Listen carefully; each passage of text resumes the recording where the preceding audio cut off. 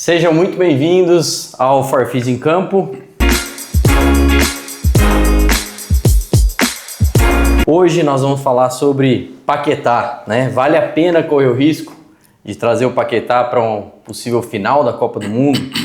E como de praxe, estou com meus sócios e amigos, Gabriel, Rafa e Lucas, e eu tenho visto nos últimos dias assim, o quanto as lesões estão atrapalhando assim, a trajetória da seleção brasileira. A gente vai falar um pouco sobre isso hoje, né? Eu até vi um post esses dias que nós tivemos 6 jogadores que provavelmente estão fora da Copa do Mundo, mesmo antes da Copa do Mundo, que provavelmente seriam titulares ou no mínimo a primeira opção, né? Se a gente contar Militão, Rodrigo, Estevão, Wesley, Paquetá, até mesmo o próprio Neymar, né, que até agora atuou muito pouco.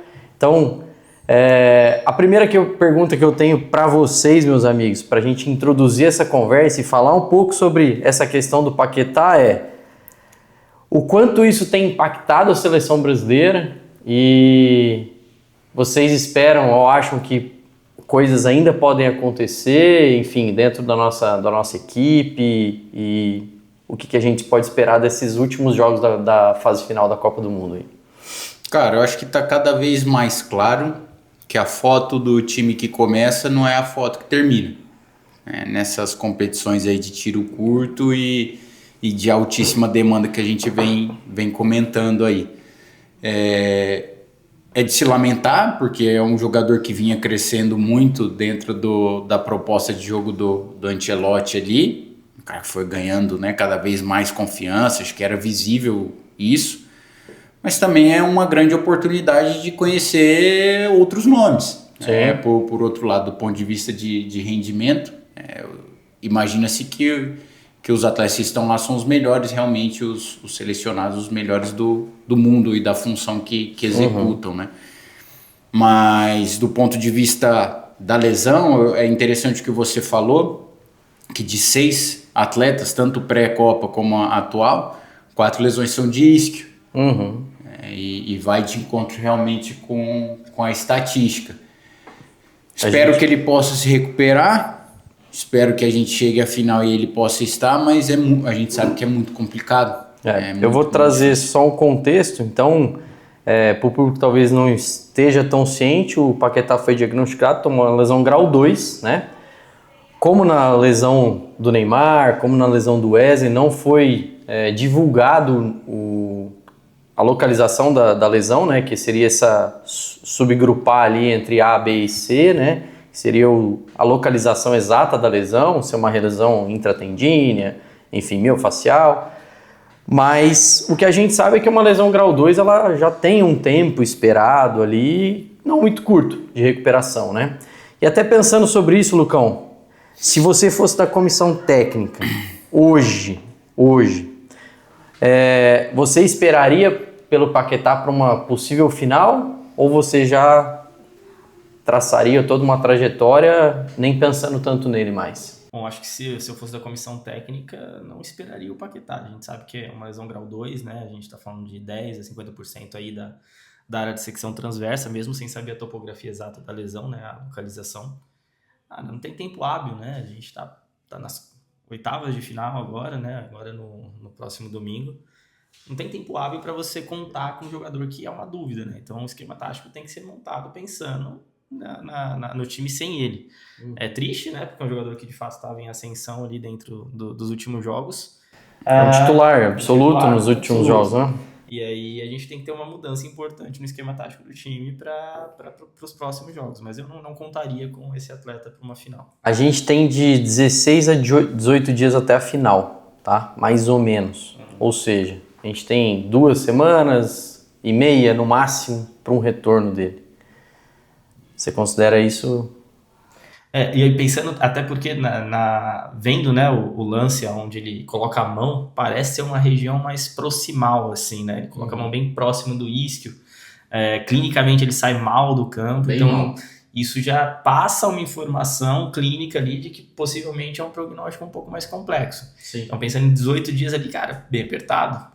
Tá, né? E considerando até o histórico de lesão que o Paquetá tem Em relação a ele voltou de uma lesão muscular ali em abril, né? Então, acho que dentro de todos esses fatores, bem complicado contar com ele para uma possível final. Ele tem um afastamento aqui, dia 20 de abril, 17 de maio, no jogo contra o Bahia. Saiu como um edema, mas é um tempo representativo aqui, né? Da coxa esquerda. Será que não é uma reincidência também, como o Rafinha teve? Se é uma reincidência, a gente já pode cravar aqui que ele não estará, infelizmente, para uma final de Copa do Mundo. Sim. Que informação que mais falta para você, Gabi, que não foi divulgada na imprensa, né, sobre a lesão dele, e que para você pode ser um tomador de decisão muito claro, assim, dentro do que foi divulgado? O que foi divulgado é que é uma lesão grau 2, né? Mas não a tipologia, né? Não que região que realmente foi essa lesão grau 2. Será que foi uma lesão ali intratendínea, miotendínea? Foi uma lesão miofascial? Isso muda o prognóstico em relação a tempo de retorno, porque vai mudar o tempo de cicatrização do tecido. E a gente sabe que isso no manejo de uma reabilitação de uma lesão muscular é fundamental, né? Então a gente sabe que uma lesão miofascial tende a ter uma cicatrização mais rápida comparada a uma lesão miotendínea e intratendínea. Então isso são informações extremamente relevantes que com certeza lá os médicos sabem da seleção e que já transmitiram essa informação para os seus terapeutas, e eles já também estão cientes da forma que vão conduzir essa reabilitação, até para alinhar a expectativa com o atleta em si. Né? Mas, Gabi, por que você acha que essa informação não é passada de forma detalhada? O que você acha? Se o Rafa também, se o Lucas quiser responder. Assim, minha opinião, não vai trazer benefício para o senso comum, que é a população geral. Né? A gente está diante de um atleta que já está lá, não tem como repor esse atleta, então vai passar de uma informação, vamos tentar, é difícil, mas quem é do corpo técnico sabe que é extremamente improvável dele estar à disposição na Copa do Mundo. Acho que para o adversário também, né? Sim, você gera uma dúvida sobre a presença ou não, porque é um cara hoje, talvez, dentro da nossa seleção, um cara que tem uma característica que a gente não tem outros atletas com a mesma característica, né? Um meia mais cerebral, aquele meia mais, né, mais articulador mesmo, com, né, uma qualidade ali diferente, um cara que tem um passe muito qualificado. A gente não tem outro jogador desse jeito na seleção. Talvez seria o Neymar, o cara, né, que talvez faria essa função, né? E aí também gera dúvida. Vocês acham que o Neymar vai ser o substituto dele? Visto que talvez, pelo que o Ancelotti tem dito nas entrevistas, a posição que ele enxerga o Neymar é como essa posição mais centralizada, né? E visto que provavelmente o Matheus Cunha faça uma função defensiva maior, vocês acham que o Neymar hoje já tem a condição de substituir o Paquetá ou não? Pelo que a gente tem visto, qual que é a opinião de vocês, assim? Cara, eu acho que o último jogo que o Neymar participou contra a Escócia ficou claro o nível físico, né, que ele se encontra. Ele não conseguia acompanhar um jogo que a gente já estava controlado e que a gente sabe que o nível do adversário é inferior ao que a gente vai enfrentar nas próximas etapas, inclusive com a própria Noruega. Então eu continuo com a minha opinião desde lá do início, né, do nosso primeiro episódio, que o Neymar, se ele foi para fazer grupo, se ele foi para outras funções que também podem ser feitas, sim, tudo bem, mas eu acho que para contribuir dentro de campo, dentro do que a gente está vendo, o próprio Japão, o nível de intensidade, mesmo jogando em um bloco baixo, lá defensivo, esperando, a capacidade de transição da equipe completamente diferente do que, de novo, a gente poderia esperar da Escócia, ou que a gente pode esperar aqui do Campeonato Brasileiro, que é onde o Neymar esteve. Ele vai somando cada vez mais tempo, imagino que ele esteja treinando, sendo exposto, mas é completamente diferente. E eu quero só complementar uma coisa que sempre no mundo do futebol foi dito, né? Quando o atleta estava voltando de uma lesão, quer acelerar ou não o processo. Cara, se fosse uma final de campeonato, se fosse uma final de Copa do Mundo, eu tô para te dizer que essa fala já nem deve existir mais. a não ser que esse atleta realmente seja um grande diferencial para a equipe e que não haja peça de reposição, o que eu acho que em uma seleção torna-se cada vez mais difícil ter um atleta insubstituível, a não ser que seja um Messi, né, ou atletas extremamente especiais. Nós estamos vendo a seleção prosperar sem a presença do Neymar. Ele está vendo, né, isso. E esperar que talvez o Paquetá chegue, né, que é um outro contexto, para arriscar na Copa do Mundo. Poxa, a reflexão que fica será que o Paquetá é tão bom tecnicamente, ele pode entregar tanto tecnicamente ao ponto de sacrificar a capacidade física dele em um jogo? Porque ele não vai estar 100% fisicamente, vai estar se resguardando, vai estar... Sim. Será que o futebol moderno permite isso hoje? Verdade. Sobre essa questão até do Neymar, o último jogo, se o Neymar estivesse bem, o Ancelotti tinha colocado pelo menos uns 15 minutos finais ali, porque a gente estava precisando de peças ofensivas decisivas. Exatamente. Ele está vendo o dia a dia do treinamento. Ou seja, colocou contra a Escócia para colocar uma minutagem, mas era um jogo extremamente ganho. Contra o Japão era um jogo totalmente diferente, que a gente realmente precisava de estar os melhores ali que tinham condições de decidir. E entrou o Martinelli. Entrou o Martinelli. Então isso é um ponto. Agora um outro ponto que eu queria levantar para vocês é o quê? A gente sabe que já tem estudos na literatura que assim, clubes vencedores são clubes que também se lesionam menos. Por quê? O treinador ele vai ter a maior amostra ali disponível para ele fazer as melhores variações táticas, né? Ou seja, vai ter os melhores jogadores ali à disposição para o treinador conseguir ter a máxima performance dele do ponto de vista tático. A gente já começa a ter baixas na seleção, a gente tem um Neymar também que não chega a 100%. A gente perde antes da Copa um dos principais jogadores nossos no momento, que era o Estevão, né? Então a gente realmente está diante de um desafio, né? Claro que o torcedor, a gente, né, tem um coração, a gente sempre vai torcer pela seleção, a gente quer que esse Hexa venha, mas no ponto de vista técnico, né, a gente vê que o Ancelotti já começa a ter desafios diante de uma competição extremamente, né, competitiva, e que o detalhe faz diferença. E quanto mais jogadores lesionados a gente tiver, mais difícil vai ser. E a gente tem um agravante, né, que é o extra time, o tempo extra que eu acho que vai ser cada vez mais comum e recorrente, né, nessas fases. Adversários inferiores à outra seleção vai tentar levar isso até o último momento, uma decisão. Como o Paraguai fez. Como o Paraguai fez, como acabou culminando um jogo de Marrocos e Holanda em altíssima intensidade e demanda.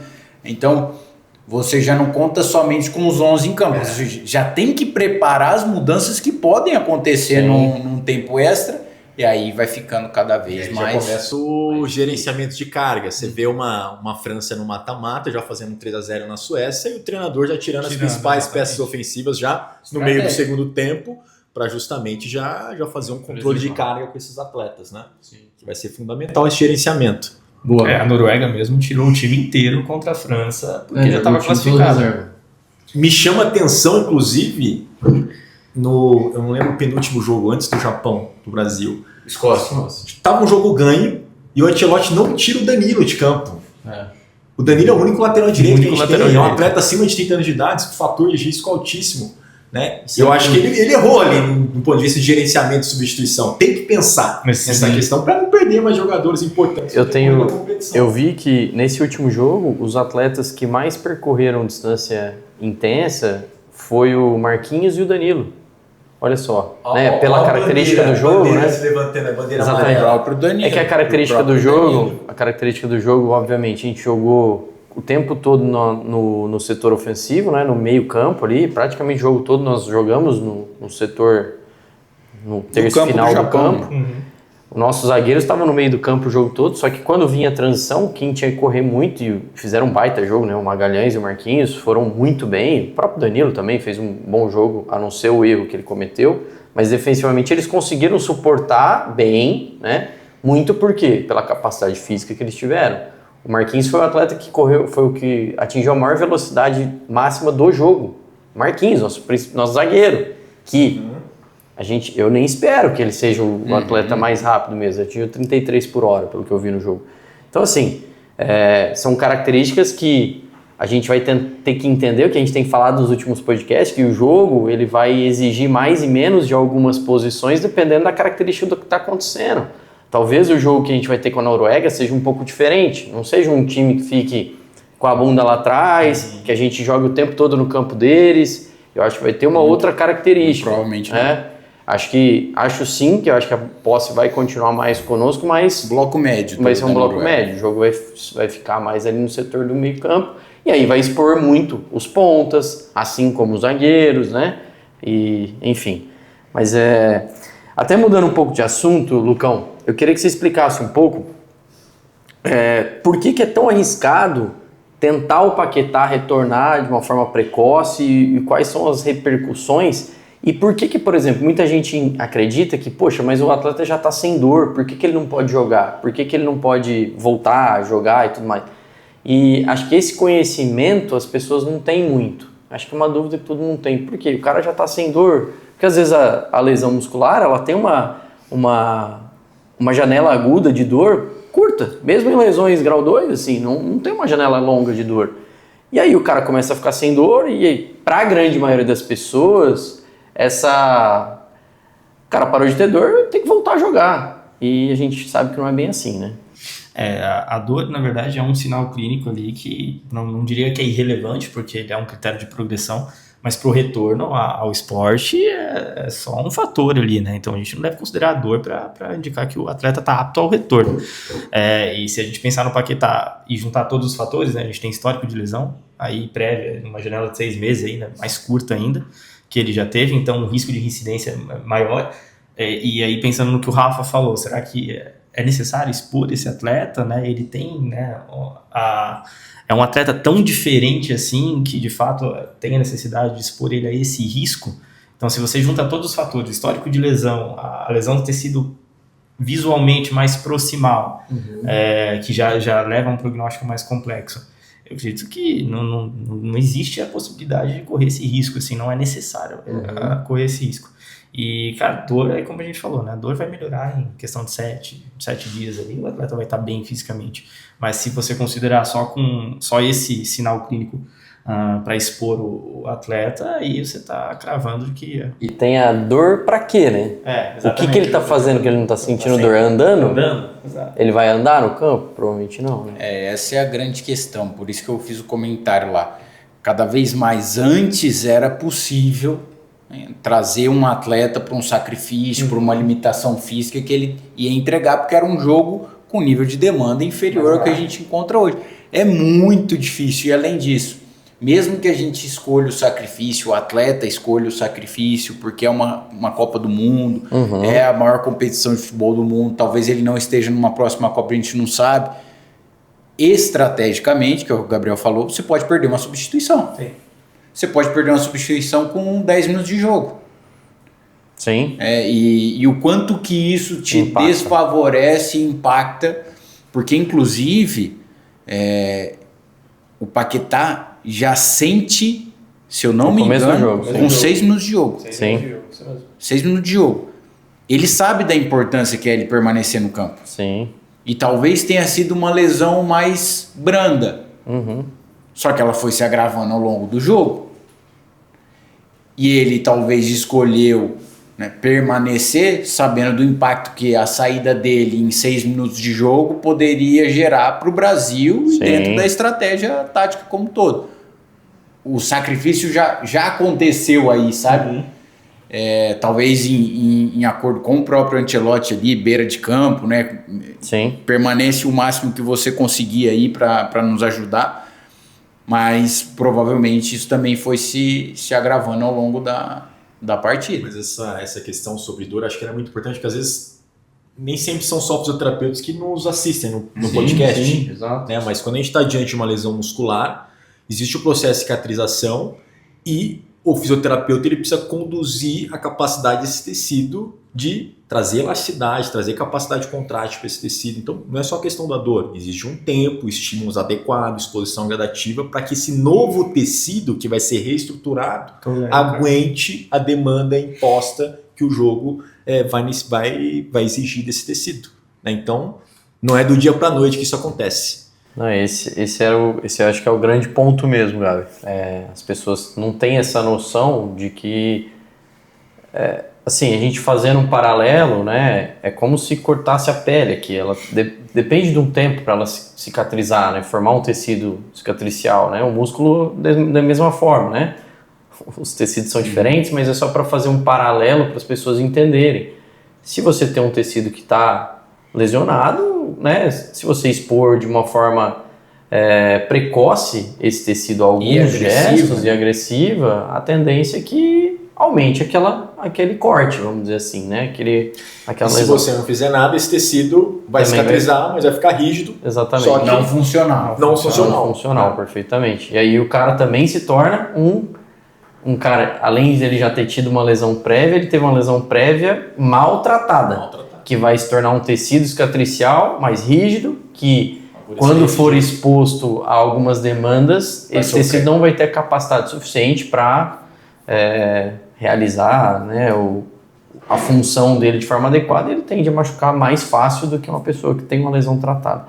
E eu queria entrar num ponto agora, que assim, o Rafa até comentou, pode ser até para você, Rafa, você comentou até, falou assim, poxa, das lesões que a gente teve na seleção, praticamente 4 foram de posterior, né? Não sei se foram 4, 3, né? 4. Cara, por que posterior? Por que é uma lesão que machuca tanto no futebol? Cara, músculo biarticular, mesmo que o reto também seja, mas o nível de demanda intermitente do futebol em diferentes velocidades faz com que esse músculo, que é o mais solicitado, sofra muito mais do que os demais. O adutor vai ser muito solicitado em mudança de direção, face, assim como o reto femoral, mas dado ainda a relevância das demandas físicas que o futebol está impondo, que é o que a gente já comentou e bateu na tecla aqui muitas vezes, esse músculo é o que vai carregar, e principalmente em ações mais agressivas, que é na maioria das vezes onde essas lesões acontecem. Por mais que existam mecanismos em desaceleração, em chute, os mais habituais a gente sabe que são em sprint, que é onde realmente essa musculatura é exposta a uma demanda mecânica muito alta, e somado à fadiga, que é a baixa recuperação entre cada um dos jogos, a chance da incidência para essa musculatura ela acaba sendo muito maior que as demais. E isso é algo muito importante do dado da posterior, assim, que a gente vê muita lesão acontecendo, e já aconteceram algumas, inclusive na Copa, de outros atletas, de outras seleções. Isso não é um problema do Brasil, não estamos aqui querendo trazer um problema que acontece só com a seleção brasileira, não, isso é um problema do futebol. Isso, assim, acho que o grande ponto aqui, Gabi, como que a gente consegue? Existe estratégia para tentar prevenir essas lesões? Se existe, quais, né? E como que geralmente isso é feito dentro de um clube de futebol para as pessoas entenderem? Boa, pergunta é boa. Primeiro de tudo, a gente precisa entender os fatores de risco que está diante do nosso atleta, né? Quais são os fatores ali que a gente consegue modificar e os que a gente não consegue modificar, né? Fatores modificáveis, vamos investigar ali questões ali realmente intrínsecas, quais são os desequilíbrios que o meu atleta apresenta, seja muscular, déficit de mobilidade, flexibilidade, de potência. A partir daí a gente vai tentar intervir com realmente um plano individualizado, né?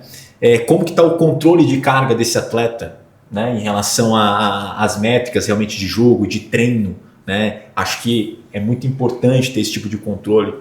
Qualidade de sono, nutricional, são muitos fatores realmente modificáveis que realmente influenciam na tomada de decisão e também na educação desse atleta. Mas também tem os não modificáveis, como por exemplo, idade, lesão prévia, que a partir do momento que você tem uma lesão, esse é um dos principais fatores disso, que aquela cicatriz ali sempre vai exigir, né? vai existir. Então são fatores que a gente não consegue modificar, mas já são atletas que já tem que ser colocado numa cesta especial, né? Que o fisioterapeuta que trabalha com prevenção tem que entender que são atletas especiais que você precisa criar estratégias diferentes para esses atletas. Então são inúmeros fatores, né? Atrelado, por exemplo, a gente pega uma Copa do Mundo, são atletas que já estão extremamente desgastados, né?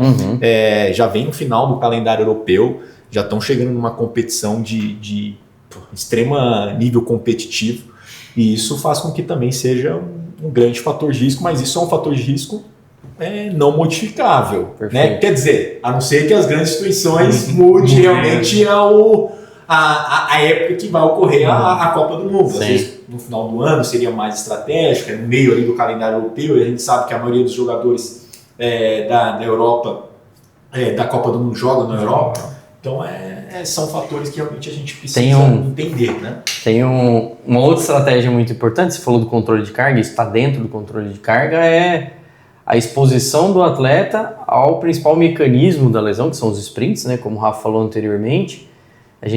O Caio usa muito o termo, tem a sprint vac, né? Que é a vacina do sprint, que assim, quanto mais o cara está preparado, ele realiza mais ações de sprint na semana de treinamento, não quanto mais melhor, né? Mas existe um tanto que é o ideal, né, que esse atleta realize para ele estar condicionado o suficiente, o corpo dele estar habituado a realizar essas tarefas e que o jogo não seja uma carga aguda que, né, seja muito exorbitante a tudo que ele construiu ao longo das semanas. Então, esse é um outro ponto que está dentro do controle de carga que você falou, que é exposição do atleta ao treinamento de alta intensidade, né, o treinamento com com velocidades maiores, para que ele esteja habituado a fazer essas tarefas e que no jogo aquilo não seja uma tarefa nova para ele, uma tarefa que ele ainda não está condicionado a fazer, né? Acho que esse é um ponto importante que a gente brinca, que é a sprint vac, né? E aí eu acho que traz até uma questão ilustrativa que saiu bastante nas redes sociais. Eu até compartilhei quando a França estava fazendo alguns trabalhos de condicionamento, né? Trabalhos intermitentes, hits de alta intensidade. Bom, hit é em alta intensidade. E fica a dúvida, caramba, algumas pessoas até se posicionando, né? Por que esses caras estão fazendo isso? Vai começar a Copa do Mundo. Porque eu acho que grande parte dos fatores protetivos, eles vêm de um atleta realmente bem condicionado. Não quer dizer que a França tenha tido tempo suficiente para condicionar os atletas, porque é um período muito curto. Porém, os atletas mais bem condicionados, que vai de encontro com tudo que vocês falaram, são os atletas que vão estar menos expostos. Então, às vezes a gente pensa, não, então nem vamos expor ao sprint durante o treinamento, a semana de treinamento, guarda esse cara. Pelo contrário, depende, né? Qual que é o nível condicional dele, o que é muito, o que é pouco para ele. Por isso também o manejo dos dados de cada atleta, porque já existe até evidências científicas mostrando que um atleta que permanece mais de 14 dias sem alcançar 90% da velocidade máxima dele entra em uma zona de risco. Isso já está comprovado. Então é quase que um KPI ali do atleta. Opa, tá entrando em uma janela aqui que esse cara tá sem jogar, tá como suplente, não conseguiu alcançar nos treinamentos porque não houve exigência. No terceiro jogo ele é exposto e pode ter uma lesão. Tem um fator que é extremamente importante para cumprir essas tarefas, que é a questão da motivação de fazer a tarefa, né? Por exemplo, você acha que a pessoa se motiva mais a fazer um sprint de máxima velocidade atrás de uma bola que ele pode fazer um gol e ser um gol decisivo, ou você chegar para ele, você tem 20 metros, 40 metros, você tem que correr na máxima velocidade para chegar lá? É difícil extrair isso do atleta, e isso é inconsciente, não é nem que o cara não quer, é inconsciente. A gente, né, é difícil a gente entregar o máximo quando não tem um motivador a mais. Então, as pessoas precisam entender que realmente o papel do treinador é difícil, né? Mas ele precisa mostrar isso, e o fator educacional nesses casos eu acho que é primordial. E aí eu acho que entra um desafio muito grande, por exemplo, você pega nessas competições, quer dizer, qualquer competição, que são os atletas que não jogam, né? Que esses atletas, acho que é um dos principais fatores de risco ali, que pode ser atletas que podem se destreinar na competição e daqui a pouco no outro jogo a gente pode precisar desse cara e ele vai ser exigido a uma demanda que talvez não foi colocada a carga adequada na semana para ele, e aí vai ser uma baita de uma bandeira para ele se lesionar. Né? Então Exatamente. São muitos fatores aí. E aí, Lucão, acho que ainda tem a questão de sono, de recuperação, né? Tem todas as outras áreas, outros temperatura, a gente está vendo aí, olha a temperatura dos jogos aí. Uhum. Sensação térmica de 46, 45 graus. Excelente, galera. Para a gente ir para um fechamento, eu queria vou fazer uma pergunta bem objetiva, quero uma resposta bem objetiva de vocês com uma resposta curta, tá? Se o Paquetá tivesse conseguido treinar, tá? Ali para uma possível final, sem dor, Brasil na final. Vale a pena, na opinião de cada um de vocês, ou não colocar ele para jogar? Não, com certeza. Pensando que é uma Copa do Mundo, principal campeonato de futebol do mundo, se o treinador julga que ele é importante taticamente para o grupo e ele tem mínima condições, vamos tentar. Se o treinador julga, né, que é importante diante desse cenário. Agora, pensando no cenário de saúde do atleta, que pode ter realmente uma probabilidade maior de ter uma recidiva, aí é uma outra questão. Mas pensando na competição em si, e se ele é realmente um jogador importante taticamente, vamos pra cima. É isso, alto rendimento não é saúde, né, cara? Muitas vezes não é saúde, é correr risco dentro das necessidades técnicas do treinador, o que pode ser melhor para a equipe. Se o atleta quer comprar briga também, vamos para cima. E claro, respeitando muitos critérios, né? Ele conseguiu realmente alcançar os critérios necessários para dizer que ele tem segurança suficiente? Talvez não, mas aí a questão maior coloca tudo na mesa, treinador, atleta, médico, fisioterapeuta, preparador físico, ele não alcançou esses critérios, existe uma probabilidade grande, moderada ou pequena de que algo aconteça. Estamos dispostos a correr esse risco? Atleta, treinador, equipe? Sim. Acho que é isso, todo mundo estando ciente dos riscos. Se é um atleta que pela comissão técnica, o esquema tático ele influencia dessa forma e ela vê a necessidade. É o último jogo, né? Sim. Atleta e comissão de acordo. É o último jogo da Copa, mas não da carreira dele, né? Isso também tem que ficar claro. Mas acho que é muito disso. Essa conversa, esse alinhamento de expectativa é muito importante também, porque o treinador ele precisa saber que será que vale a pena eu colocar ele de começo ou usar ele durante o jogo, né? Porque se eu coloco de começo ele machuca com 5 minutos, é o que você falou. Tem a substituição que perdeu ali. Exatamente. A maioria das vezes, a maioria dos treinadores que eu trabalhei, eles preferem largar de começo. Se tiver. Porque se existe o risco também de colocar com 60 minutos e ele também sentir. Daí já foi duas substituições. E aí você já comprometeu muito, a não ser que você tenha segurança completa, que já aconteceu também, de dizer, treinador, esse atleta vai suportar 30 minutos ele suporta. Sim. Aí ele acaba utilizando para um segundo tempo e você está colocando sua pele em risco ali. É mais também, ou menos o caso do Neymar, vamos dizer assim. Ele com 15 minutos, sem pensar na questão técnica de performance, mas basicamente questão clínica, eu acho que hoje o Neymar conseguiria jogar 30, 45 no máximo. Então acho que, por exemplo, Neymar dificilmente vai entrar jogando algum jogo da Copa, mesmo que, né, os jogadores machuquem tudo, acho que a chance é pequena. Então acho que vai muito nessa linha. Porque é difícil, cara, é difícil o atleta também, por mais que tem que resguardar, pensando do ponto de vista de saúde, da carga, dos 30 minutos, ele entra e o ritmo do jogo já tá alto, outra alto, velocidade. E ele vai começar a entrar naquele ritmo. Então tem todos os prós e contras para sair de início ou até mesmo entrar na segunda parte. Não é uma decisão fácil. Não é. Mas assim, o mínimo que esse atleta precisaria estar fazendo, claro, a reabilitação indoor, depois, como fisioterapeuta e preparador físico, fazer pelo menos uns 4 trabalhos ali individualizados para depois evoluir para um trabalho parcial com o grupo e um trabalho total de treinamento com a equipe. Para pensar em uma minutagem baixa no jogo. Mas esse é o mínimo, não tem mínimo que ele precisa atingir. É o mínimo do mínimo que ele precisa atingir. Se ele atingir isso, nem leva esse tipo de discussão na mesa. É isso mesmo. Maravilha, gente. Ficamos por aqui. Finalizamos o episódio Paquetá e a gente espera vocês para o próximo episódio. Valeu.